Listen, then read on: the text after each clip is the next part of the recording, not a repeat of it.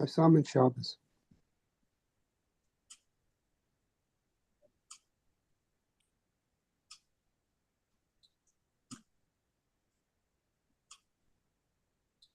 Okay.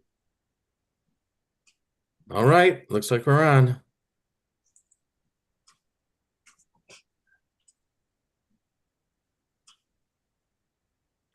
All right. Welcome.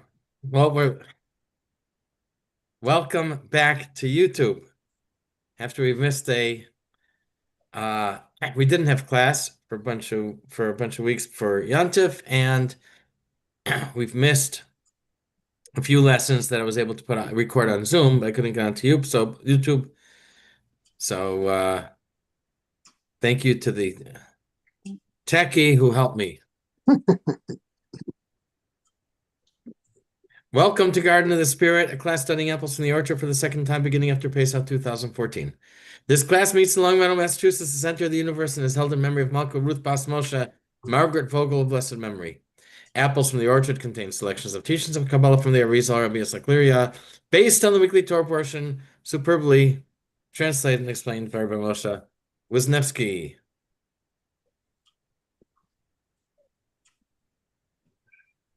Okay. So we're on page 956. Actually,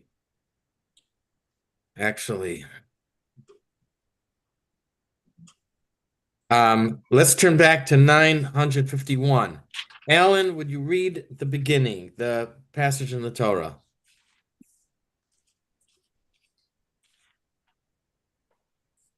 When you go when you go out to war against your enemies, and Hashem your Hashem delivers him into your hand, and you capture its captives, and you see amongst the captives a beautiful woman, and you desire her, you may take her for a wife. You shall take her into your house, and she will shave her head and grow her nails long. She shall take off her beautiful dress of captivity and dwell in your house, mourning over her father and mother for a month. Only after this may you again engage in intercourse with her, and she will become your wife. But if after the mourning period you do not desire her, you may send her away, but you may not sell her for money. Okay, thank you. I hope I'm familiar with this passage in Torah. I can tell you I was in grade school when we learned it. Talking about adolescent boys.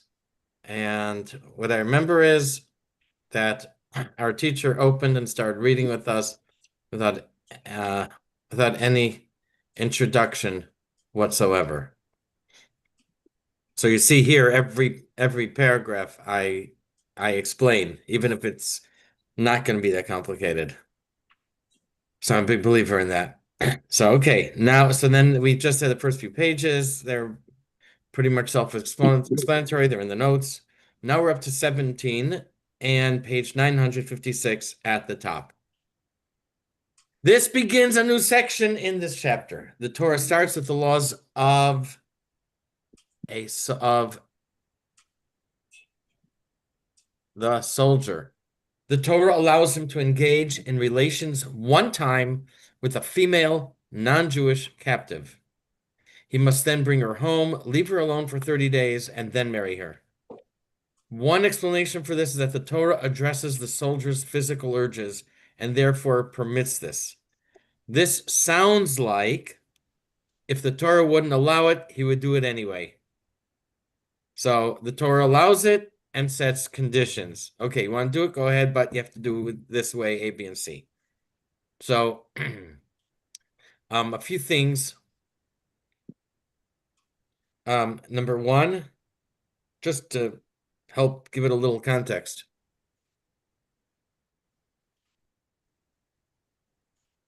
Yes, according to this, it's done for the soldier. It's not done as an intimidation thing of this people that you're fighting against.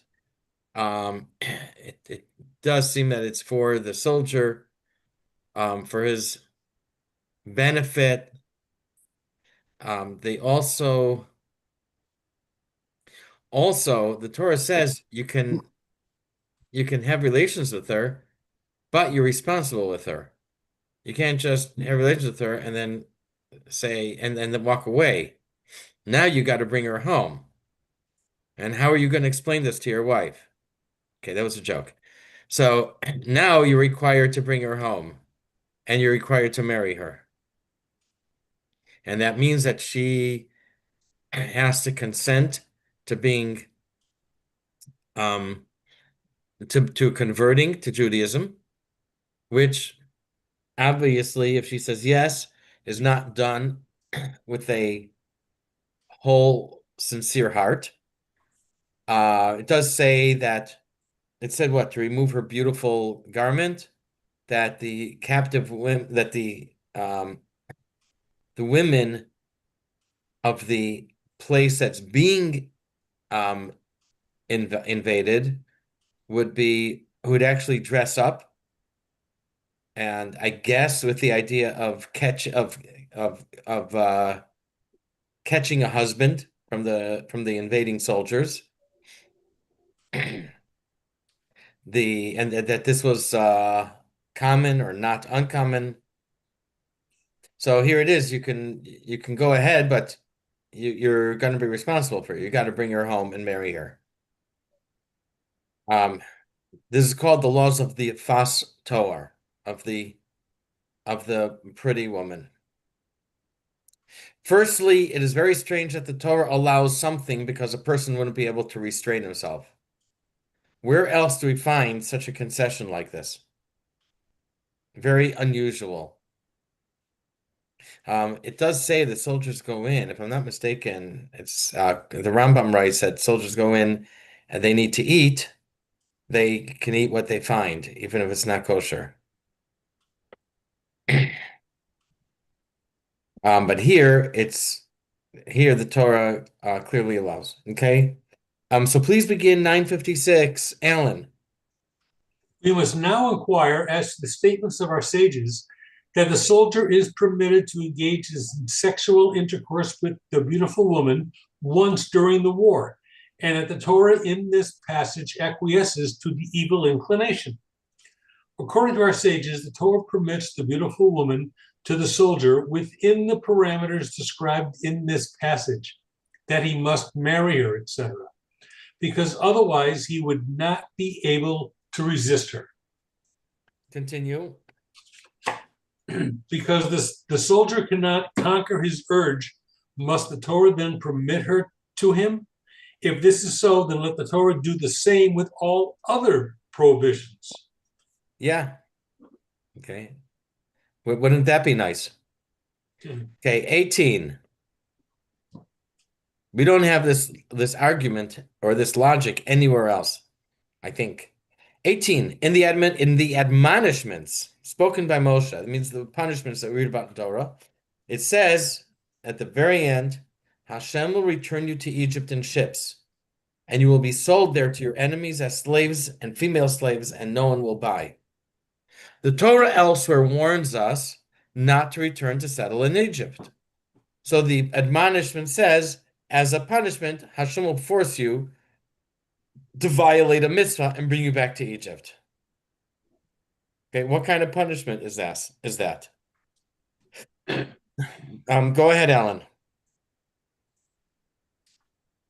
Secondly, it is stated further in the Torah that one of the punishments for national wrongdoing is that Hashem will return you to Mitzrayim in ships, and you will be sold there to your enemies as slaves and handmaidens, and no one will buy. Why is causing us return to Mitzrayim a punishment? The Torah does indeed tell us that you will see them, the Egyptians, no more, but is going against the Torah's command of punishment? Okay. Next question. Why is it only forbidden to return to Egypt, but it's not forbidden to return to other places of exile, such as Bavel and Media, Persia?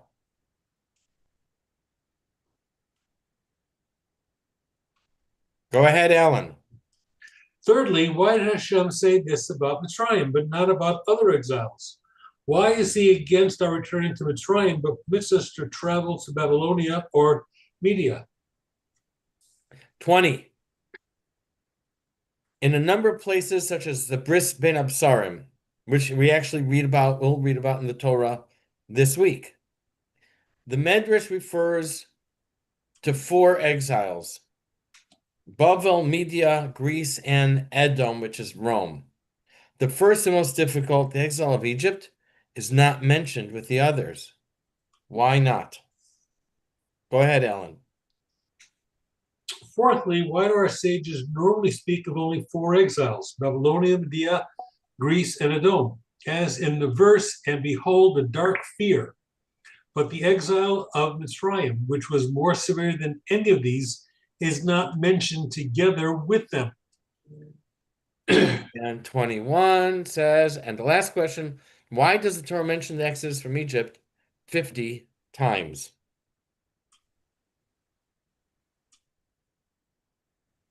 Alan? To answer all this, the four exiles, Finally. finally, why is the exodus of Mitzrayim mentioned in the Torah 50 times? Okay, 22.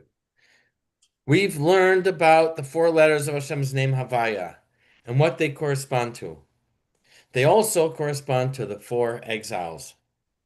There is a fifth idea in Havaya, and that's the upper corner of the letter Yud, which comes to a point. This point is in a class of its own, higher than the other four letters, and corresponds to the exile of Egypt. Like the point of the Yud, the exile in Egypt is in a class of its own and is not included in the list of exiles with Bavel, Media, Greece, and Rome. Alan, go ahead. First, could it be because What? they hadn't accepted the Torah yet? Could that be a reason why? It's not written. I don't think that's written anywhere.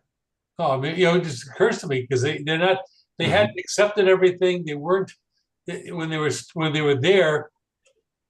They went there for one reason and then wound up being enslaved. So was it really an exile because they went there willingly. So Well, Hashem, they weren't sent out of the land to go well, like other places. that's right. If you go this week, but if you look in the Torah this week, it says openly that they'll be going to exile. So yeah, whenever you raise good questions or good answers, but we don't see that anywhere. That explanation. Right. To answer all this, the four exiles correspond to the four letters of the name Havaya, and the exile of Mitzrayim to the upper tip of the Yud, which outweighs them all and is greater than they. The four letters of the name Havaya correspond to Chochmah, Bina, Medos, and Malchus, respectively, while the upper tip of the Yud corresponds to the Kesser, the source of them all. The superconscious is more powerful, and its rectification, therefore more crucial than all the other powers of the soul. Okay.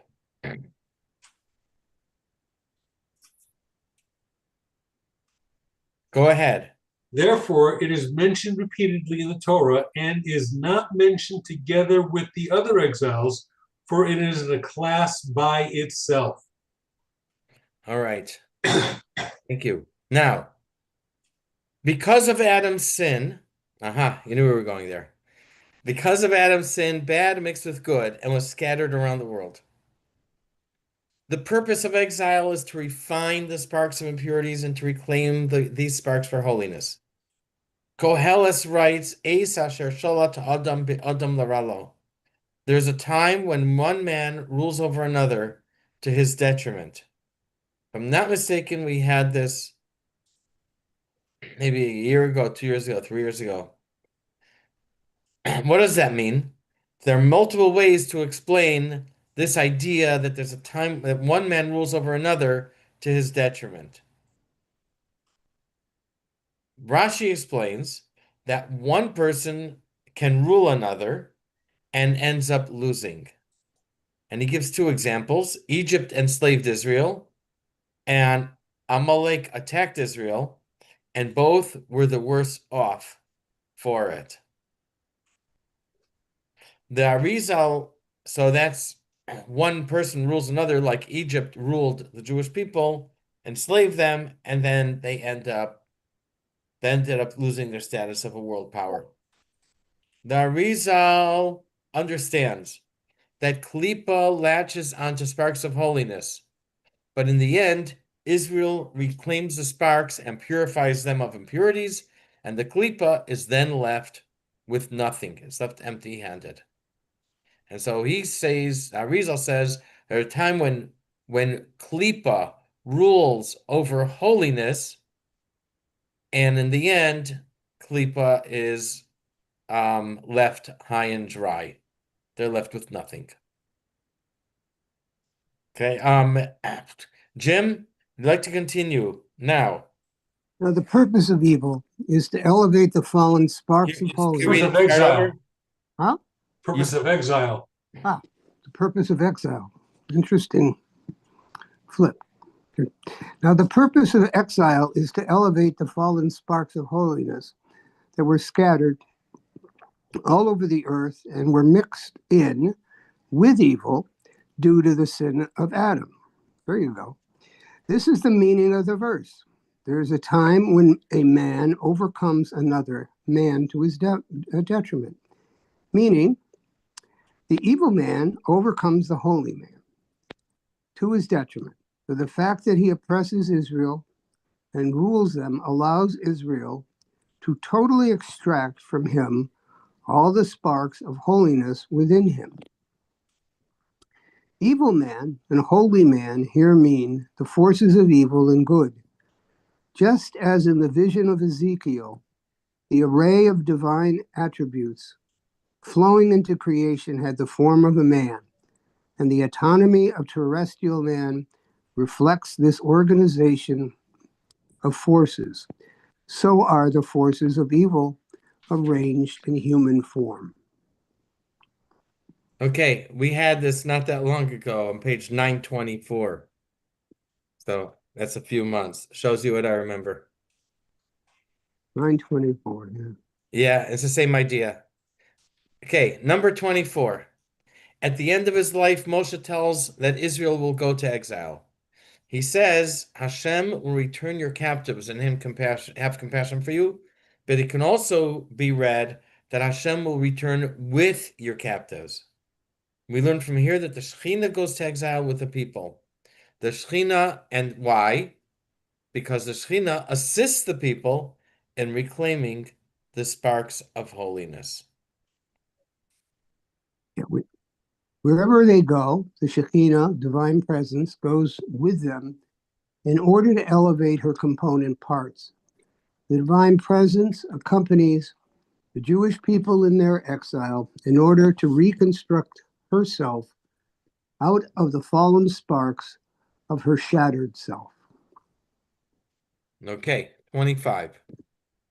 Hashem instructed the people in Egypt to borrow silver items, gold items, and garments. The Torah says, "Vainatzlu es Mitzrayim," they emptied Egypt. One says they made it like a trap that was empty, like a lobster trap or an animal trap that got opened and everything escaped. This implies that Israel reclaimed, when it says they emptied Egypt, not only of their silver, gold, and garments, but that Israel reclaimed all sparks of holiness from Egypt. However, in other places of exile, although the Jews reclaimed many sparks, they did not get everything.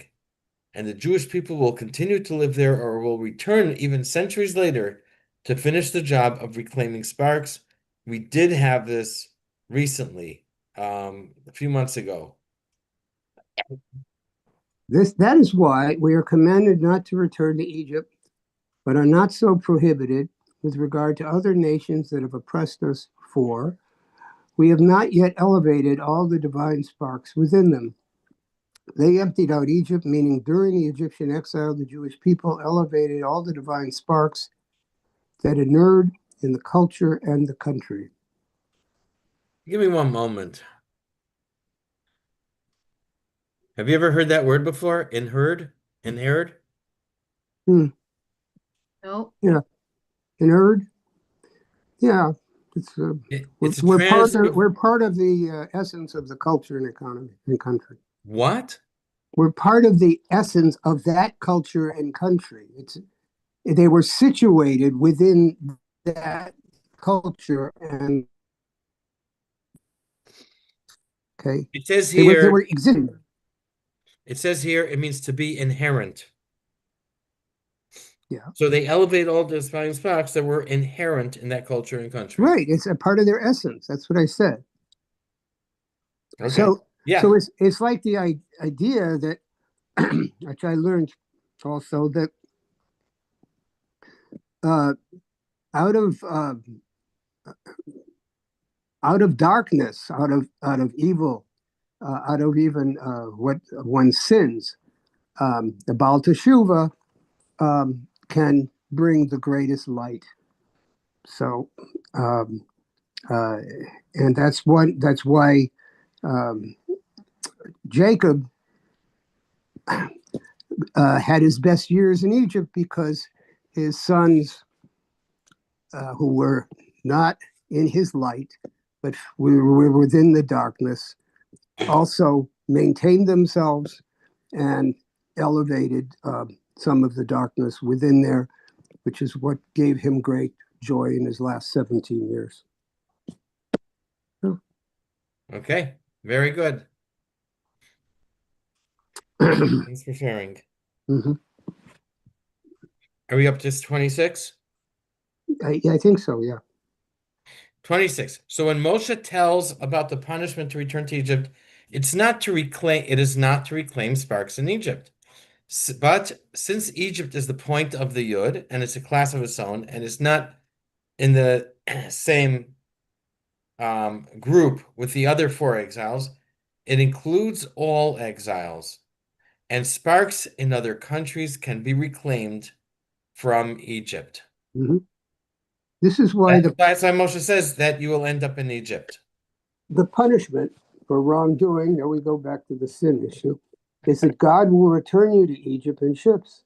Since Egypt corresponds to the upper tip of the Yud, and there remain divine sparks to elevate in the other lands, which are in comparison to Egypt like the body is to the head, Israel must return to Egypt. By returning to Egypt, the general exile Israel then can proceed to elevate whatever sparks remain in the derivative exile of the other nations. Okay. So it's not a punishment, but it's telling you didn't finish the job. You need to go back there so that you could finish the job. 27. Moshe tells the people in his admonishments, but no one will buy. When the sparks of holiness were stuck in Egypt, Egypt wanted dominion over Israel. But after all the sparks were reclaimed for holiness, they have no interest in dominion over Israel. This is the meaning that no one will buy you as slaves. But as to Egypt itself, no one will buy. When there were other sparks of holiness embedded within them, and they desire to rule over Israel. But since Egypt has already been totally refined, they no longer have any desire to enslave Israel. Therefore, they will not want to buy them as slaves. Okay, very interesting commentary. Now, King Nebuchadnezzar had a dream and he forgot the dream. This isn't from the book of Daniel. He demanded that his advisors tell him his dream and its meaning. And when they couldn't, he was ready to have them killed.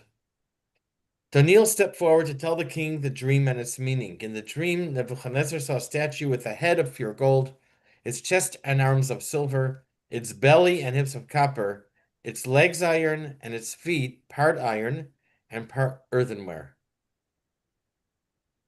A stone came out of nowhere and hit the statue on its feet. The whole statue crumbled, and the stone grew into a mountain. Daniel told the king that the king, was the head of gold, and the other materials represented subsequent kingdoms. As follows: Bavel is the head of gold, Media and Persia are the two arms of silver. And I'm not sure exactly how this lines up. Greece was the torso, and Edom, which is Rome, and Yishmael are the two legs. And most importantly, because the legs are long, the exile of Rome and Yishmael,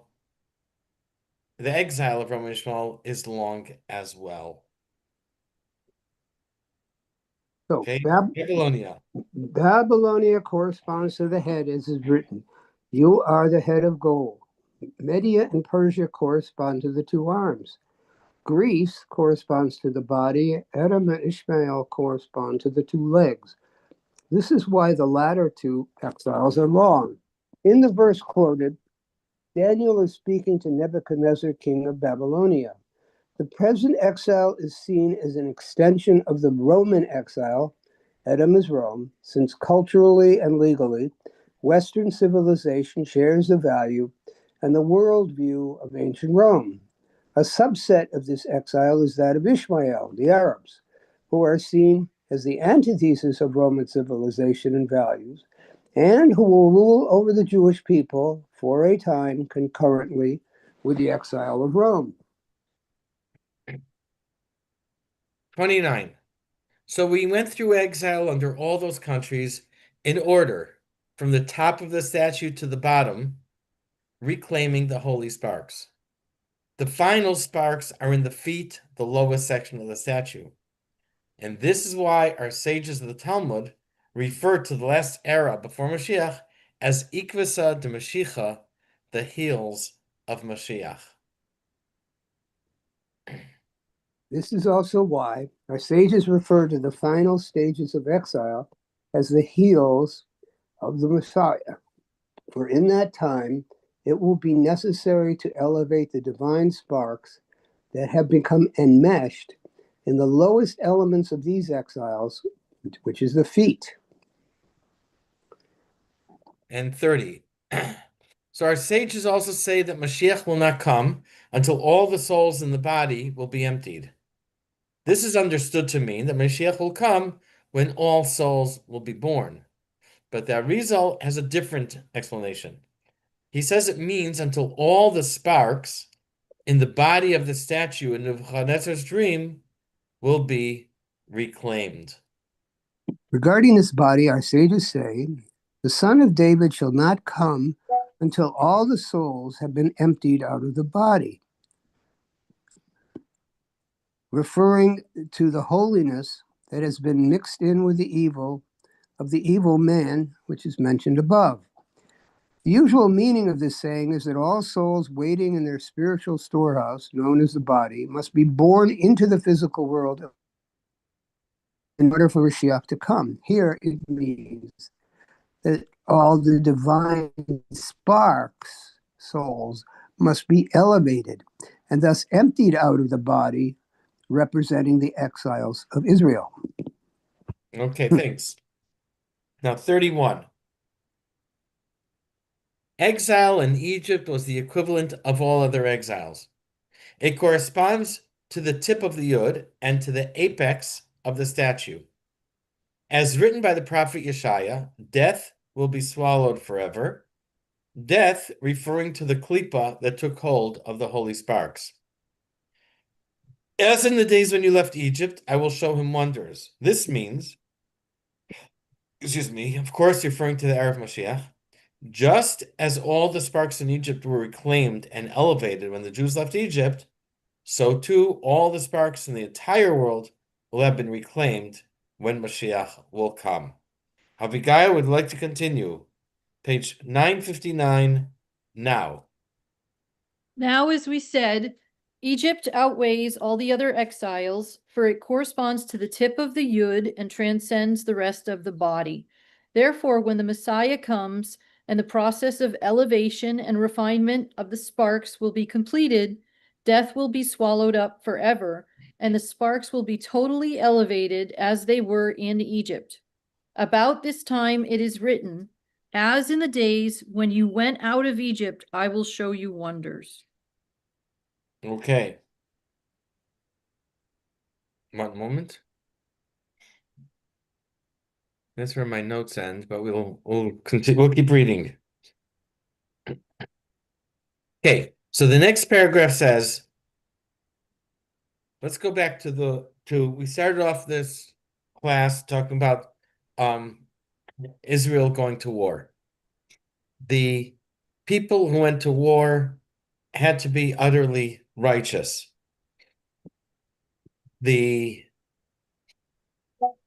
We have in the Torah, it says, in the Torah, it says that the Kohen would speak and say, whoever just built a house, whoever just got married, can go home. And one of the things said, anyone who is afraid and weak heart and has a weak heart and apparently can't take the stress, the tension of battle, they can go home. But there's two ways to understand it. One is in the obvious context. The other way to understand it is that anyone who is afraid that he has committed sins and that his merits will not stand him in good stead during the war, and he'll be vulnerable to injury or death because of his sins.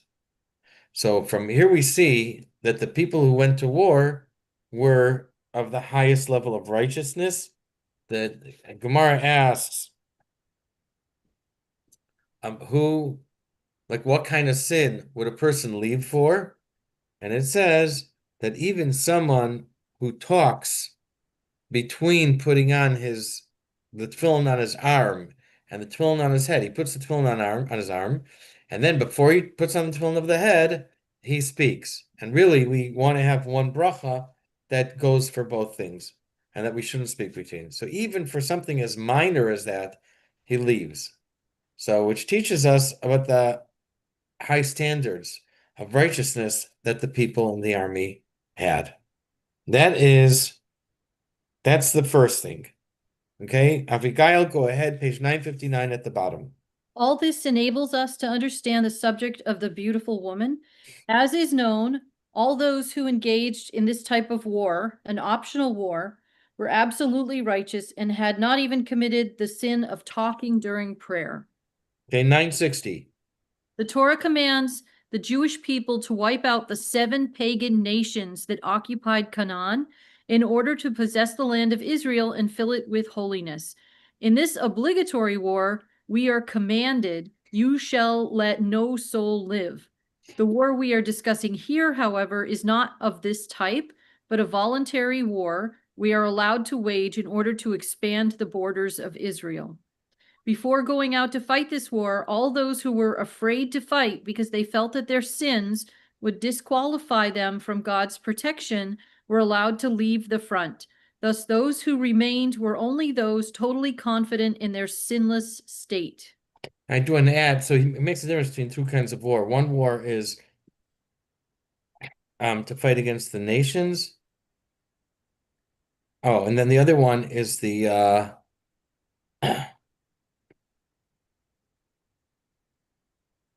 against the 7 nations, everyone has to be killed. And I say that's why that also speaks to their high level of righteousness. The people are compassionate people. And it's, in my opinion, one of the most difficult mitzvahs is to kill men, women, and children. Because the people who went to fight were not barbarians. They weren't thugs. They weren't bloodthirsty.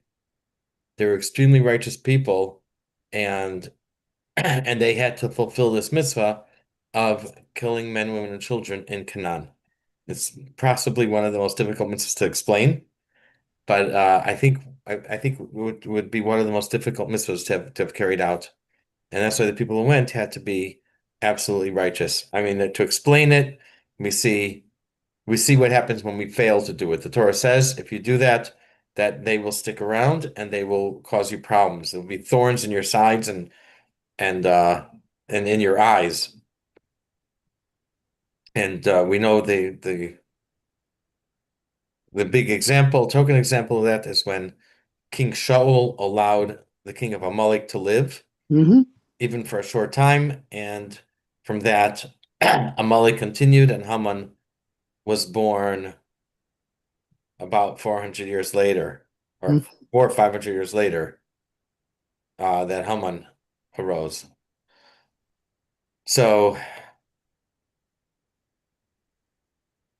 so that's one. That is some explanation. Obviously, it is a spiritual idea. And I'll tell you, we're learning Arizal, we're learning Kabbalah, and many people's first reaction when they hear this is not everyone's suitable to learn Kabbalah. You need to be 40 years old. So I think the Kabbalah they're talking about is probably a much deeper Kabbalah and understanding at a much deeper level. But for me, I told people, look, I've been learning this for 12 years now, and we learn it and we're fine. I said, what really shakes me is when I read the Tanakh and the battles of King David, the battles under Joshua, and how they treated the people that they captured. That is, to me, that's much more jarring, or shakes me, affects me much more. Obviously, over there it's just reporting cherry-picked facts and just skimming over without giving context, without giving many details. But just reading it from Tanakh can be very troubling unless we realize that this is from Hashem, and this is what Hashem wanted us to do, and uh, that if we fail to do it, it's only going to cause us problems. There are many people. I've seen quite a bit a couple of weeks ago when Trump imposed the ceasefire, or he got all sides to agree to the ceasefire with Witkoff and Jared Kushner between Israel and Gaza, and plenty of people, including many soldiers, who were saying that Don't do it. don't do it. It's only going to cause us problems. And so I guess there's a lot of parallels there that perhaps can help us understand. This isn't what our fellow soldiers died for. Okay, so I did want to mention that. So the next thing says that these people are very righteous, these soldiers. And if they're attracted, if they're enticed by a female captive, that ordinarily seeing the female captives would not have an effect on them. If they are attracted, if they feel that, then it's the holy sparks in these women that is calling to them to be redeemed, to be reclaimed. And this is the Torah gives us the process for reclaiming those holy sparks. Page 960, go ahead, Abigail. It is impossible. It is impossible for the evil inclination to persuade such a righteous person to defile himself with a non-Jewish woman. Therefore, the Torah informs us that if he does indeed feel attracted to her, it is because there is a holy spark enmeshed in this nation, and something of it is found in this non-Jewish woman. This spark is connected to the soul of this man, and he therefore is attracted to her. We are taught that the soul descends into this world not only for the general purpose of elevating the fallen sparks of holiness, but that there are in fact specific sparks that each soul is uniquely suited to elevate. Okay, thank you. And as we said, and therefore the Torah permits, and by by having relations with her and and her converting and bringing her into his house and so on, that the holy spark within her that was captured there will become dominant, and she will become her conversion will be sincere, and she'll be if I could say, a participating, contributing member of the Jewish people, not someone who's gonna cause problems. No. Go ahead. Therefore, the Torah permits her to him, with the power of the Spirit that he introduces into her through intercourse. It is possible that the good in her will be able to overpower the evil and expel it. The woman will then be fit to enter the realm of holiness and convert to Judaism. Sexual intercourse is meant, of course, to be a union not only of body but of soul as well. Through intercourse, the righteous man will impart something of his divine consciousness to this woman. Now after this passage where it talks about the female captive who becomes his wife, that follows the Torah's about the Torah's passage about the laws of a ben sorer umora, a son who is rebellious, and this is a young man who steals and eats meat that's only partially cooked, Gets intoxicated. and yes, drinks a large amount of wine, and then he's brought to his parents bring him, and he can be killed. The court, and it says that he's headed in the wrong path. He's not going to turn around. If this is where he is now, then he is what's the word? Incorrigible? Corrigible? Incorrigible. Incorrigible. Ha! I got it. It is incorrigible. Uncorrectable? Is that what that means? Yes, that's what it means. I always thought it to mean horrible, but It means that he's that he can't, he's beyond help. Beyond hope. Yeah. So he like Hector the bird. Sorry. Nah, It's true. Nah, come on. Me today when I offered him an almond and he bit my finger so bad. No. Sorry, totally. Birds are so cute. How many are there? Two. There are four. There's two Oh, boy. eclecti, which are a big bird, two Amazon parrots, which are a big bird, and two conures that are normal parakeet size. Wow. And then my Bengal cat Right. can jump 10 feet in the air. There's no stop. It's fun here. And there's two guinea pigs too. Two guinea pigs. Yeah, Millie and Gladys. No, Gertrude and Millie and Gertrude. A regular Noah's Ark. It really is like living in a zoo. So Anyway, yeah, so this child is incorrigible, sorry. horrid.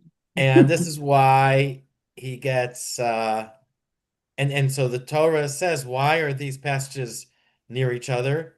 Because if a person does take the woman captive home as a wife, then he's asking for trouble.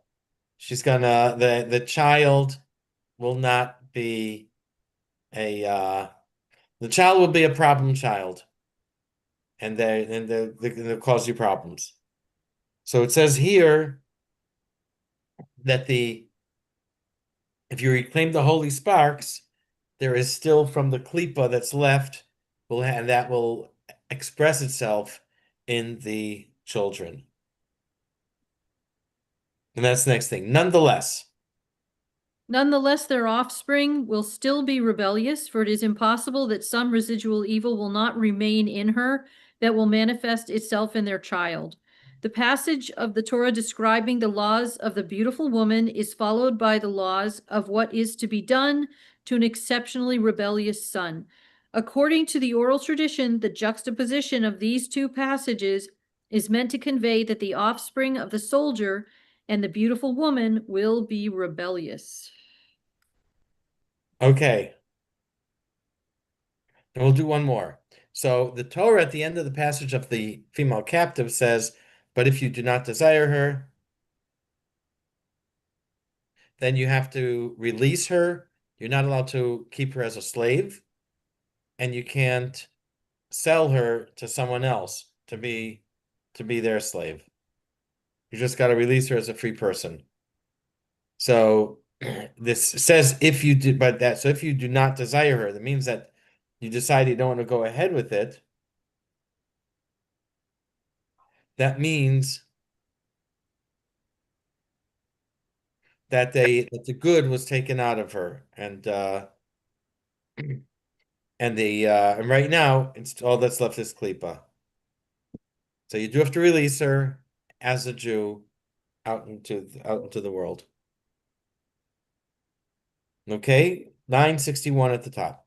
But if you do not desire her, this indicates that whatever good there was within her was the minority and became nullified, for the evil overcame it and expelled it.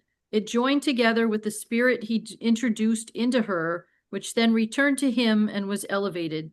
She was thus left totally evil.